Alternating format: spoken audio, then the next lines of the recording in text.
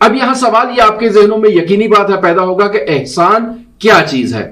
آیات و روایت میں ملتا ہے کہ انسان جو بھی نیک کام انجام دیتا ہے اسے احسان اور نیکی کہا جاتا ہے۔ پس احسان اور نیکی کی دو قسمیں آپ کے سامنے واضح طور پر ابھر کے آئیں گی۔ ایک یہی ہے کہ راہ خدا میں رضایت الہی کے لیے احسان کرنا، اور دوسرا یعنی لوگوں کی توجہ حاصل کرنے کے لیے احسان اور نیکی کرنا۔ پہلا یعنی اللہ کی خوشنودی کے لیے احسان کرنا۔ اگر انسان کوئی بھی نیک کام کرے اور اس کا مقصد یہ ہو کہ اس کا رب اس سے راضی ہو جائے، اللہ اس سے راضی ہو جائے، تو اس وقت ہم کہیں گے کہ یہ نیک عمل احسان ہے، یہ نیک عمل رضایت الہی کے لیے انجام دیا گیا ہے۔ انفاق بھی ایک قسم کا احسان ہے۔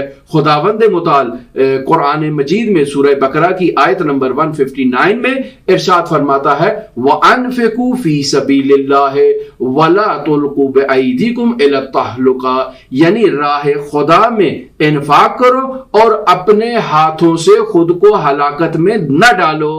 وَأَحْسِنُوا إِنَّ اللَّهَ يُحِبُّ الْمُحْسِنِينَ، اور نیکی اور احسان انجام دو چونکہ اللہ تبارک و تعالی نیکی کرنے والوں کو پسند کرتا ہے، انہیں دوست رکھتا ہے۔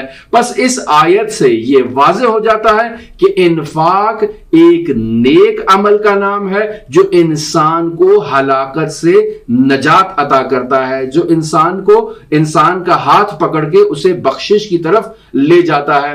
اور اس صورت میں خداوند متعال سورہ بقرہ کی آیت نمبر 265 میں انسان اس آیت کا مصداق بن جاتا ہے کہ جہاں خداوند متعال ارشاد فرما رہا ہے وَمَثَلُ الَّذِينَ يُنْفِقُوا أَمْوَالَهُمْ ابْتِغَاءَ مَرْضَاتِ اللَّهِ، یعنی ان لوگوں کی مثال ایسے ہی ہے جو راہ خدا میں مرضات الہی کے حصول کے لیے اپنا مال، اپنی ثروت جو ہے وہ انفاق کرتے ہیں۔ پس خداوند متعال کی راہ میں انفاق کرنا چاہیے۔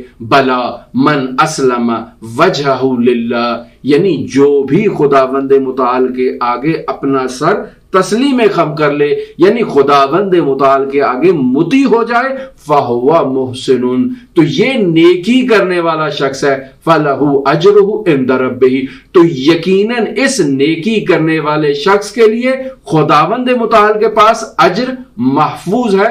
وَلَا خَوْفٌ عَلَيْهِمْ وَلَا هُمْ يَحْزَنُونَ، اور یہ دنیا اور آخرت میں ان پہ کسی قسم کا خوف مسلط نہیں ہوگا اور یہ ہرگز محزون نہیں ہوں گے۔ سورہ بقرہ آیت نمبر 112 میں خداوند متعال ایسے ارشاد فرماتا ہے۔